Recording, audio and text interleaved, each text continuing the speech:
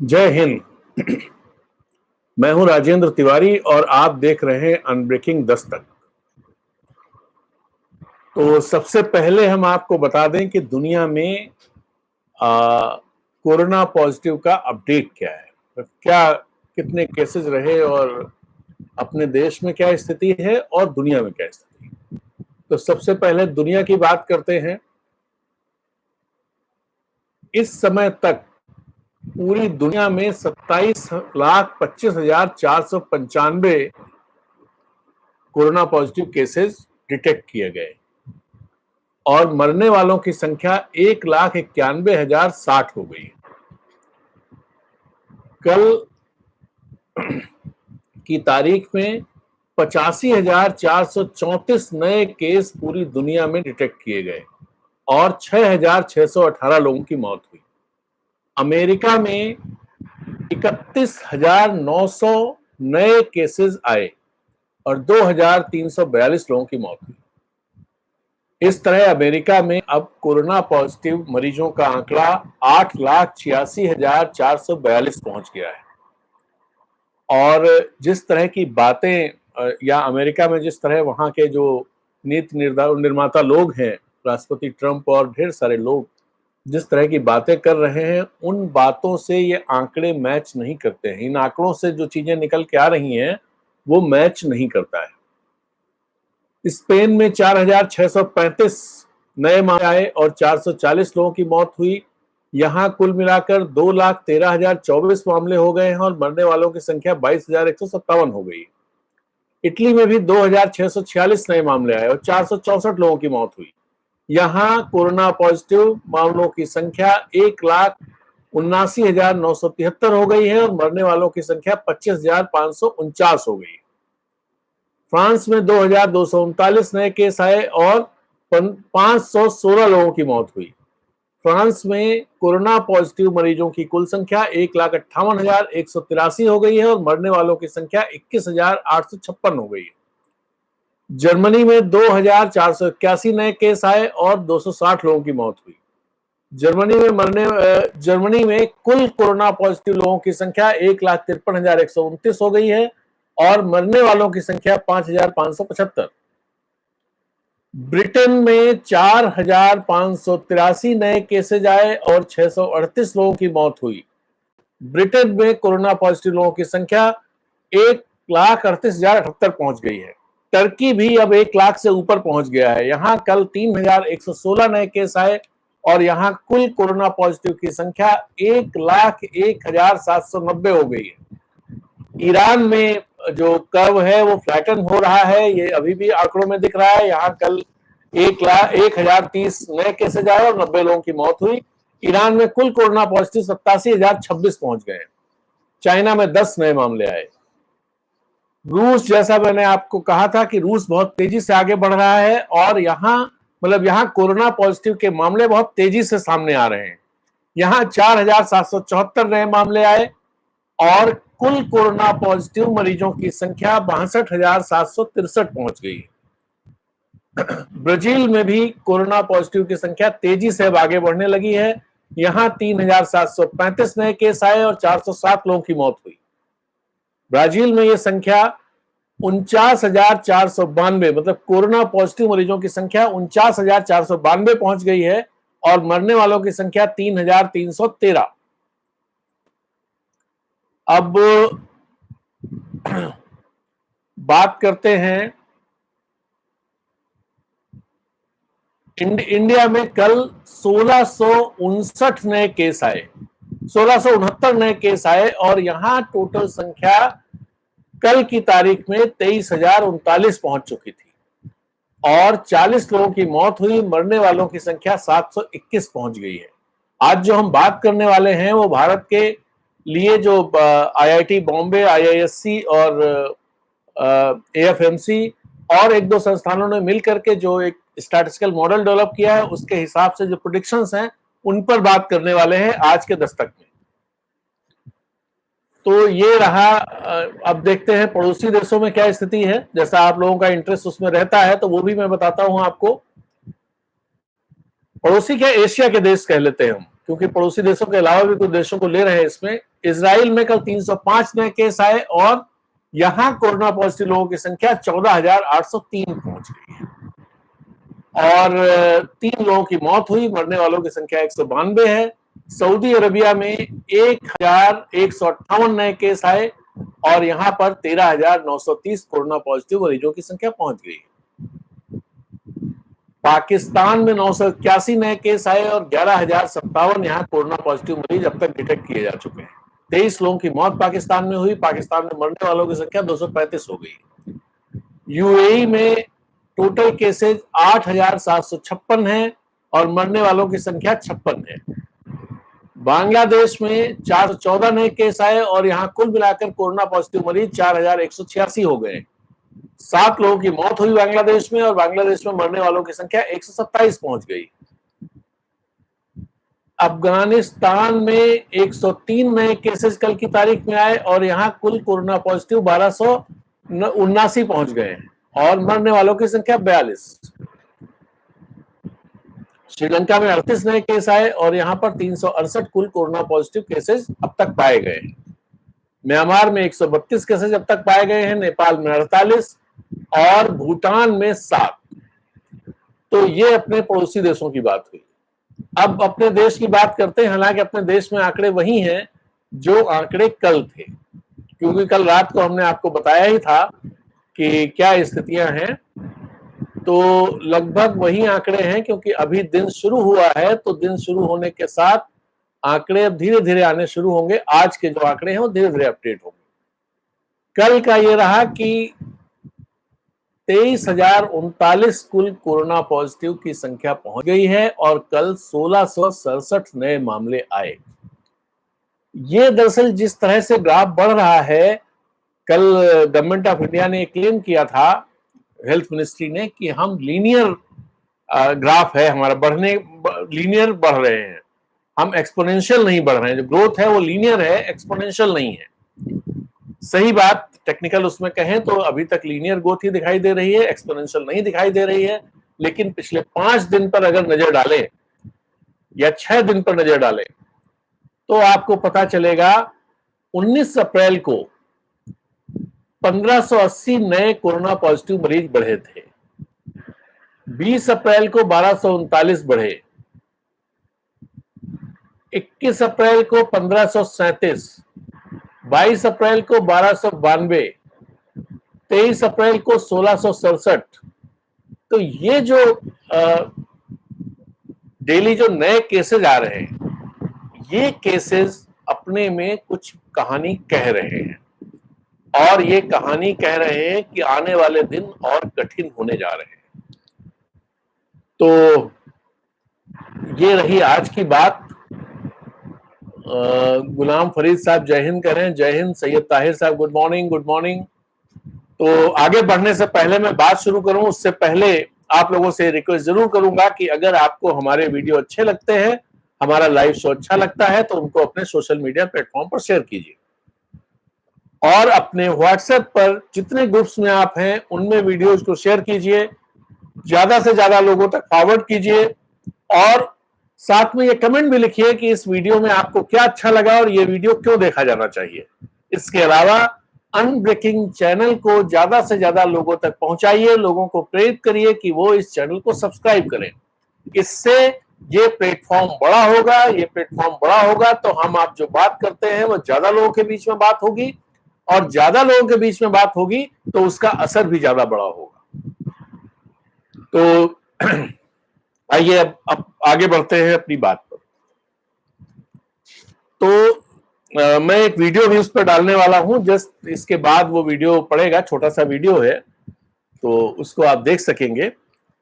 एक study facilitate की है जो गवर्नमेंट ऑफ इंडिया के प्रिंसिपल साइंटिफिक एडवाइजर है पीएसए के विजय राघवन, उन्होंने एक स्टडी फैसिलिटेट की और वो स्टडी की है Jawaharlal Nehru Centre for Advanced Scientific Research, इसके scientist, Indian Institute of Science Bangalore, इसके साइंटिस्ट, आईआईटी बॉम्बे के साइंटिस्ट और एएफएमसी पूना, एएफएमसी मतलब Arm Force Medical College Poona के साइंटिस्ट ने मिल करके एक स्टैटिस्टिकल मॉडल डेवलप किया है जो डेटा अब तक रहा है कोविड-19 को लेकर के अपने देश में, उसके आधार पर। और इस मॉडल को उन्होंने कहा है कि this is covid medical inventory model. इसका मुख्य उद्देश्य है कि हमारे देश में कोविड से निपटने के लिए आने वाले दिनों में किस मेडिकल इन्वेंट्री की जरूरत पड़ेगी, उसको आइडेंटिफाई करना, उसको प्रेडिक्ट करना और सरकार को बताना, जिससे कि वो उसके हिसाब से तैयारी कर सके। तो और इस मॉडल पर उन्होंने ये मॉडल डेवलप करने के बाद क्या किया कि जो इटली का बैक डेटा था, बैक डेट का, और न्यूयॉर्क स्टेट का जो बैक डेट का डेटा था, जैसे यहां डेटा लेकर के आगे की बात प्रिडिक्ट कर रहे हैं, ऐसे ही मान लीजिए कि 20 दिन पहले, 25 दिन पहले न्यूयॉर्क स्टेट का डेटा लेकर के आज की तारीख के लिए प्रिडिक्शन किया उन्होंने, उस मॉडल को इस्तेमाल करके, और इटली के जो डेटा था उसको लेकर प्रिडिक्शन किया। और इन साइंटिस्ट का कहना है कि एक्चुअल आउटकम जो रहा, चूंकि एक्चुअल डेटा है, तो वो जो प्रिडिक्टेड डेटा था, जो प्रिडिक्शन था, उसके काफी करीब रहा है। तो इसलिए ये माना जा सकता है कि जो ये प्रिडिक्शन अपने देश के लिए कर रहे हैं वो भी रियलिटी के काफी करीब होगा, मतलब रियलिटी उसके काफी करीब होगी। तो इनका ये कहना है कि 19 मई तक, मतलब जो डेथ्स हैं कोरोना पॉजिटिव से, जिसको लेकर के कल हमने बात की थी कि हमारे यहाँ परसेंटेज कम है, ऐसा गवर्नमेंट क्लेम कर रही है, लेकिन उसमें अर्ध सत्य था जो हमने आपको बताया था कि आप इटली, फ्रांस और इन सब से तो कर रहे हैं, जो बहुत ही फिसड्डी देश रहे हैं और बहुत ही कोरोना पॉजिटिव के मामले में हर चीज को टालते ही रहे। यहाँ के लीडरशिप बहुत ही नकारा लीडरशिप रही कि जिसने आखिरी दम तक उस चीज को माना ही नहीं, और उसके बाद ऐसे ऐसे हड़बड़ाहट में काम कर रहे हैं, उसका कोई असर खास नहीं हुआ। तो इनका कहना है, इस स्टडी का कहना है, मतलब कोविड-19 मेडिकल इन्वेंट्री मॉडल से जो उन्होंने निकाला, उसके हिसाब से 28 अप्रैल तक, आज की तारीख में अपने देश में कोरोना पॉजिटिव से जो डेथ्स हुई हैं वो है 721। इनका कहना है इस मॉडल से जब हम प्रेडिक्ट करते हैं तो 28 अप्रैल तक मौतों की संख्या 1012 पहुंच जाएगी। तो 1012 अगर पहुंच जाएगी तो ये, इसमें कोई आपको रोकाने वाली बात नहीं लग रही होगी कि भाई अभी तो आज 24 तारीख में है, तो 24 तारीख में अगर हम लोग 711 पर हैं और 28 तारीख को 1000 पहुंच जाएगी तो ठीक है, मतलब कोई ऐसा बड़ा वो नहीं लग रहा होगा। लेकिन आगे सुनिए कि 5 मई तक, मतलब उसके बाद के अगले हफ्ते में ये संख्या 3258 पहुंच जाएगी। तो ये करीब 3 गुनी हो गई, 3 गुने से ज्यादा है। और फिर उससे अगले हफ्ते में 12 मई तक ये संख्या 10,924 पहुंच जाएगी, फिर 3 गुनी है एक हफ्ते में। और 19 मई तक, उसके अगले वाले हफ्ते में, ये संख्या 38,220 पहुंच जाएगी। ये मरने वालों की संख्या है, ये मैं वो संख्या नहीं कह रहा हूं कि देश में इतने कोरोना पॉजिटिव होंगे, ये मरने वालों की संख्या है। और जो उन्होंने 19 मई के लिए इस मॉडल से जो प्रेडिक्ट किया है, जो उन्होंने मेडिकल इन्वेंट्री मॉडल जो बनाया, कोविड-19 मेडिकल इन्वेंट्री मॉडल, उस मॉडल में जब ये डेटा फीड करते हैं तो उससे जो रिजल्ट 19 मई के लिए आता है वो आता है कि लगभग 30 लाख कोरोना पॉजिटिव लोग अपने देश में होंगे। 30 लाख। 30 लाख का मतलब आप समझ सकते हैं कितनी भयावह तस्वीर अगले 3-4 हफ्तों में आने वाली है। और इनका कहना है कि उसमें से जो 30 लाख ये बता रहे हैं, लगभग 30 लाख, एग्जैक्ट अगर हम कहें जो मॉडल बता रहा है वो 29,81,101 इसमें से 76,440 मरीज ऐसे होंगे, कोरोना पॉजिटिव मरीज ऐसे होंगे जिनको आईसीयू केयर की जरूरत होगी, जिनको आईसीयू में रखना पड़ेगा, और 4,58,637 ऐसे होंगे जिनको अक्यूट केयर की जरूरत पड़ेगी, और 24,46,064 ऐसे कोरोना पॉजिटिव मरीज होंगे जिनको सपोर्टिव केयर, मतलब उनको भी हॉस्पिटलाइजेशन की जरूरत पड़ेगी। तो 29,81,101 लोगों को हॉस्पिटल की जरूरत पड़ेगी 19 मई आते आते। तो अब उन्होंने ये भी बताया है कि इसमें से क्या कितने बेड्स की जरूरत होगी, कितनी क्या जरूरत होगी, ये जानकारी भी उस स्टडी में दी गई है। इनका कहना है कि 20 बेड के डेडिकेटेड कोविड हेल्थ सेंटर्स जो जरूरत होगी वो 22,932 हेल्थ सेंटर्स की जरूरत होगी, और 10 बेड डेडिकेटेड कोविड हॉस्पिटल्स की जरूरत, तो ये 7,644 इतने हॉस्पिटल्स की जरूरत होगी। और डॉक्टर्स, कितने डॉक्टर्स की जरूरत होगी अक्यूट केयर के लिए? अक्यूट केयर के लिए 91,728 डॉक्टर्स की एक शिफ्ट में जरूरत होगी। मान लीजिए 3 शिफ्ट अगर लग रही हैं तो इसका 3 गुना कर लीजिए। और जो आईसीयू डॉक्टर्स हैं उनकी एक शिफ्ट में जो जरूरत होगी वो होगी 61,152। अगर 3 शिफ्ट हैं 3 गुना इसको भी कर लीजिए। 3 गुना करने पर करीब 1.25 लाख से ज्यादा डॉक्टर्स आईसीयू के लिए जरूरत पड़ेगी। Nurses and paramedical staff ICU में कितनी जरूरत पड़ेगी? 1,22,304 इतना नर्स और पैरामेडिकल स्टाफ की जरूरत आईसीयू को चलाने के लिए पड़ेगी। जिस आईसीयू, जितने आईसीयू की जरूरत उस समय होगी, मतलब 76,440 पेशेंट इसके हिसाब से उस समय आईसीयू में होंगे, और 53,508 वेंटिलेटर्स की जरूरत होगी, और इन्फ्यूजन पंप्स इनकी जरूरत होगी 3,05,760, और फुल पीपी इनकी जरूरत होगी 4,58,640, और ये पर डे के हिसाब से, मतलब एक दिन इतनी जरूरत पड़ेगी।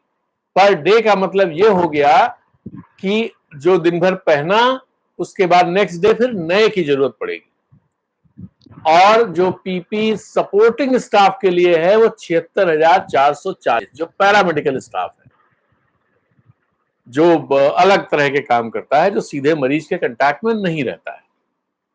तो ये बहुत ही आलमी, अलग आलमी। सर, लॉकडाउन खत्म होने की संभावना क्या है? मुझे लगता है कि देखिए, अपना देश बहुत दुराहे पर फंसा हुआ है। एक तरफ लॉकडाउन की वजह से लोगों के पास खाना नहीं है, लोगों के पास पैसा नहीं है, और वो इंतजार कर रहे हैं कि लॉकडाउन खुले तो उनकी रोजी रोटी शुरू हो। और जो सरकार ने ढेर सारे जो घोषणाएं की थी, हालांकि वो ढेर सारी नहीं थी, ढेर सारी बना करके की गई थी, वो धरातल पर वो डिलीवरी नहीं है।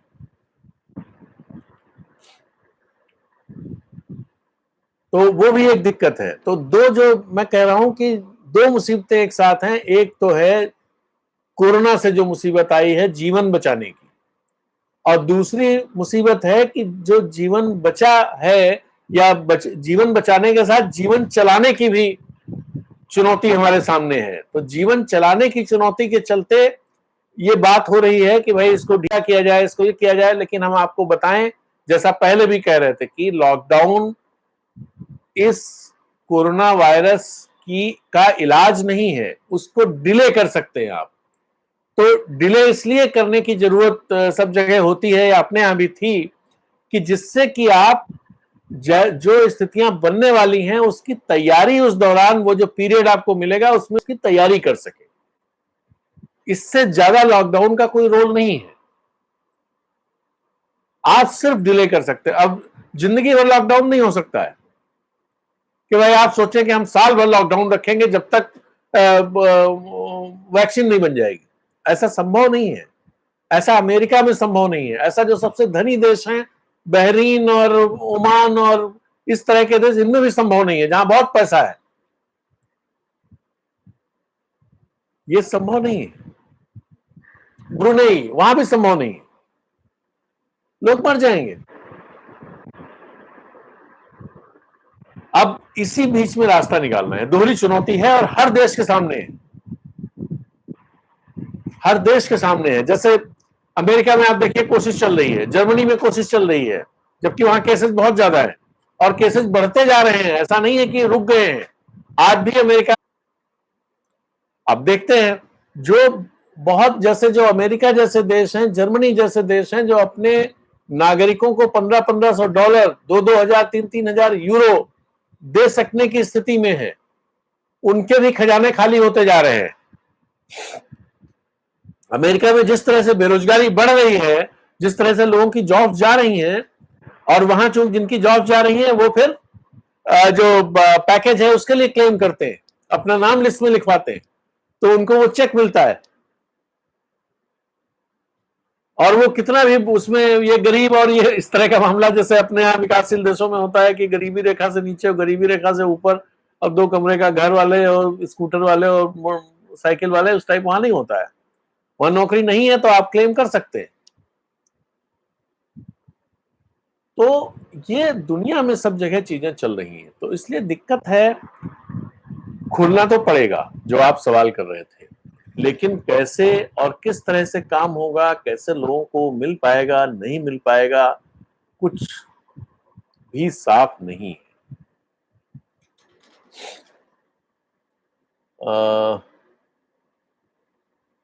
मैटर ऑफ कंसर्न फॉर, बिल्कुल हम सबके लिए, गवर्नमेंट के लिए ज्यादा ही है, और गवर्नमेंट सोच भी रही होगी कि भाई कैसे रास्ता निकालें। एस मोहम्मद जनाब कैसे हैं? बिल्कुल बढ़िया हूँ।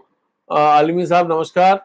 Sheikh Rahmat Ali good morning. तो गुड मॉर्निंग। अपने देश में है भी ये बात हो गई आलिमी साहब सर लॉकडाउन खत्म होने की, तो कोशिश तो चल रही है, लेकिन हम कह नहीं सकते हैं। जो अगर स्थितियों को देखें, जो स्टडीज आ रही हैं, जो प्रेडिक्शंस आ रहे हैं, उनके हिसाब से लॉकडाउन और कड़ा होता जाना चाहिए, लेकिन ये भी रास्ता नहीं है। लोग मरने लगेंगे, अभी भी मर रहे हैं लोग, लोग आत्महत्या कर रहे हैं। खबरें कम आती हैं लेकिन आत्महत्या कर रहे हैं लोग। तारिक रजा, इंडिया में डॉक्टर टू पेशेंट रेशियो 1:1800 है, जो कि बहुत कम है। इसकी वजह से आज इंडिया में डॉक्टर की बहुत कमी हुई, इससे बहुत बड़ी मुसीबत आ खड़ी हुई है। अब गवर्नमेंट को ध्यान देना होगा। जी, ये बात तो आप सही कह रहे हैं। जो सारी चीजें, जो आपके डॉक्टर्स का रेशियो है, जो आपके हॉस्पिटल बेड्स का रेशियो है, जो आईसीयू का रेशियो है, हमारी पॉपुलेशन के हिसाब से बहुत कमजोर है, और बहुत सारे देशों से हमारा हेल्थ इंफ्रास्ट्रक्चर बहुत खराब है, और उस पर चूंकि सरकार ध्यान भी नहीं दे रही थी। जो इन्वेस्टमेंट होना चाहिए, मैं बार बार कह चुका हूं कि पिछले 30 साल में पब्लिक सेक्टर में, मतलब सरकारी सेक्टर में, हेल्थ इंफ्रास्ट्रक्चर पर कोई खास ध्यान नहीं दिया गया है। सिर्फ दिखावटी चीजें की गई हैं कि इतने एम्स खोल दीजिए, इतना ये कर दीजिए। एम्स में कोई सुविधा उस तरह की नहीं। एम्स खोलने का मतलब तब है जब दिल्ली जैसा एम्स बन जाए। अगर वो जो मौजूदा मेडिकल कॉलेज है उसी जैसा बनना है तो क्या जरूरत है? उस मेडिकल कॉलेज को ठीक कर दीजिए, उसमें डॉक्टर्स ठीक कर दीजिए, उसमें सुविधाएं कर दीजिए, उसमें सब इंस्ट्रूमेंट्स मंगा दीजिए, वो सब काम करने लगे, यही बहुत हो जाएगा। नए एम्स खोलने की जगह ये काम पहले करना चाहिए। वही काम एजुकेशन में करती है सरकार की। नई यूनिवर्सिटी खोल दीजिए, नए कॉलेज खोल दीजिए। जो चल रही यूनिवर्सिटी उनमें पढ़ाने को टीचर नहीं है, आप उनमें 10,000 रुपए पर लोगों से पढ़वाते हैं, क्या पढ़ाएंगे और क्या बच्चे निकलेंगे। Moinuddin Saifi good morning. Good morning. Sheikh Rahmat Ali, आबादी का सबसे बड़े लेटर तो अपने देते हैं, बहुत ही कम है। आबादी के सबसे बड़े लेटर तो अपने देते हैं। मैं समझ ही नहीं पाया क्या आप कहना चाह रहे हैं शेख रहमत। तो ये एक बात है, और एक हम आपको बताएं, जो अर्नब का प्रकरण चल रहा है, उस पर सुप्रीम कोर्ट की सुनवाई शुरू हो गई होगी। 10:30 बजे सुनवाई होनी थी। कल शाम को अर्नब सुप्रीम कोर्ट गए, सुप्रीम कोर्ट ने उस मामले को एडमिट कर लिया और आज सुनवाई के लिए रख लिया है। तो अब देखना है उसमें क्या होता है। तो ये सब कुल मिलाकर के बातें हुई। आज इतनी ही बात मुझे करनी थी, आपकी तरफ से कोई नए कमेंट्स भी नहीं है। तो एक तो रमजान का महीना शुरू हो रहा है, आप सब लोगों को बहुत बहुत बधाई और शुभकामनाएं। और ये बिल्कुल मैं आपको रिक्वेस्ट रहेगी कि अपने घर में ही रहें और आसपास के लोगों को भी मिलाकर इफ्तार की दावतों का आयोजन ना करें। और एक जानकारी आपको दें, पाकिस्तान के जो मौलाना लोग कह रहे थे कि हम कुछ नहीं होगा हमारा, तो अब वो अपने घर में बंद हो गए हैं। उन्होंने कहा है भाई हम तो 70 साल से बड़े हैं, इसलिए हमें खतरा है, तो हम अपने घर में ही सब करेंगे। ये खबर मैंने कहीं पढ़ी थी, तो मैंने सोचा आप लोगों से शेयर कर लूं। तो ये चीजें देखिए, इस सब का अपने को भी ध्यान रखना है और अपने आस पड़ोस परिचितों पर भी नजर रखनी है, कोई ऐसा ना करे। तो ये बात हम यहाँ अब खत्म करना चाह रहे हैं। और कोई अगर किसी का कमेंट हो तो आप रखें, तो हम उस पर बात करें। और कोई ऐसी बात मेरे पास नहीं है, हमें लगता है आप लोगों के पास भी कोई ऐसी बात नहीं है, इसलिए एक जानकारी और हाँ हम आप लोगों से शेयर करना करेंगे। वो ये है कि चीन के डेटा को लेकर के जो हल्ला मच रहा है कि चीन में ज्यादा लोग हुए होंगे, अभी तक तो हल्ला मच रहा था, बहुत सारी चीजें प्रोपेगेंडा होती हैं, तो इसलिए मैं उस पर ज्यादा बात नहीं कर रहा था। मुझे चीन से लेना एक न देना दो। तो लेकिन अब एक स्टडी आई है Hong Kong universities school of public health. ये रिसर्च जो स्टडी इन्होंने की है, रिसर्च स्टडी जो यूके का और मेडिकल का बहुत प्रतिष्ठित जर्नल है लैंसेट में प्रकाशित हुई है। इसने कहा है कि 20 फरवरी को चीन में 55,000 केस थे और आज की तारीख में 83,000 कुछ हैं। अगर आज की तारीख ही देख लें तो मैं अभी आपको बताता हूं कितने हैं। आज की तारीख में चीन में 82,798 केस हैं। इन्होंने क्या किया, इनका यह कहना है कि चीन ने गोल पोस्ट कई बार बदला। गोल पोस्ट बदलने का मतलब यह हुआ 15 जनवरी से 3 मार्च के बीच में 7 बार इन्होंने क्राइटेरिया चेंज किया, डेफिनेशन चेंज की कि कोविड-19 पॉजिटिव किसे कहा जाएगा, किसे माना जाएगा, इसकी डेफिनेशन चेंज करते रहे। तो इनका ये कहना है, इस स्टडी का ये कहना है कि डेफिनेशन चेंज करने का चूंकि सबसे पहले वही हुआ, तो वहीं से चीजें तय हुई भाई किसे कोविड-19 आप मानेंगे। शुरू में कुछ और था, फिर कुछ और हुआ, फिर कुछ और हुआ, फिर कुछ और हुआ। तो शुरू में जो रहा होगा उसमें बहुत कम लोग पता चले होंगे। तो ऐसे करके इनका कहना है कि 20 फरवरी तक के लिए वुहान WHO का जो वुहान मिशन है, वहां जो ऑफिस है WHO का, उससे जो आंकड़े लिए गए हैं उनका हमने इस्तेमाल किया और उससे फिर आकलन किया है कि क्या असर पड़ता, क्या असर हुआ होगा, ये जो चेंज किया है, क्राइटेरिया चेंज किया है इसका। तो इनका कहना है कि पहले 4 जो चेंज किए गए चीन में, उससे ही अगर हम उनको एडजस्ट करें तो डेटा 2.8 से लेके 7.1 गुना तक हो जाता है। जो एग्जैक्टली थे वहां 55,000, वो 2.8 गुना उनको मिनिमम मान लीजिए कि इतने होंगे, अगर जो आखिरी वाली जो 5वीं वाली डेफिनेशन थी अगर उसे लिया जाता तो। और अगर 5th वर्जन के आधार पर देखा जाए, 4 में तो ये हो गया, 5वां वर्जन जो उसका आया कोविड-19 किसे है ये प्रोटोकॉल, तो इस पर देखा जाए तो 20 फरवरी को ही आंकड़ा 2,32,000 हो जाता है। इस स्टडी का ये कहना है। तो ये हमने कहा आपके साथ शेयर करना चाहिए। दूसरी एक और चौंकाने वाली खबर है, वो खबर ये है कि न्यूयॉर्क में 2 पालतू बिल्लियों में कोरोना पॉजिटिव पाया गया है। ये खबर कान खड़े करने वाली खबर है, क्योंकि अगर जानवरों में भी कोरोना का संक्रमण होने लगेगा तो आप समझ सकते हैं कि क्या स्थिति फिर बनेगी।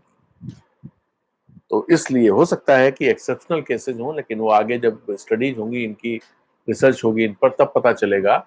लेकिन फिलहाल ये सूचना आप लोगों के लिए है। तारिक रजा साहब, आप पहली बार मुझे लग रहा है रजा साहब आए हैं, आपका स्वागत है।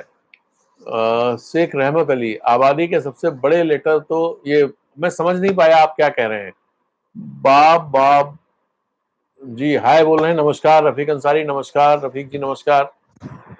तो भाई अब अपनी बात खत्म करते हैं, और विदा लेने से पहले आप लोगों से एक बार फिर रिक्वेस्ट कर लूं कि अगर आपको हमारे वीडियो अच्छे लगते हैं और हमारे लाइव शो अच्छे लगते हैं, चर्चाएं अच्छी लगती हैं, तो इनको अपने सोशल मीडिया प्लेटफॉर्म पे ज्यादा से ज्यादा शेयर कीजिए, और इनको व्हाट्सएप पर अपने अधिकतर कॉन्टैक्ट्स को फॉरवर्ड कीजिए। जितने कॉन्टैक्ट, जितने ग्रुप्स में फॉरवर्ड कर सकते हो उतने ग्रुप में करिए, और साथ में ये भी लिखिए कि इस वीडियो में आपको अच्छा क्या लगा और क्यों इस वीडियो को देखा जाना चाहिए।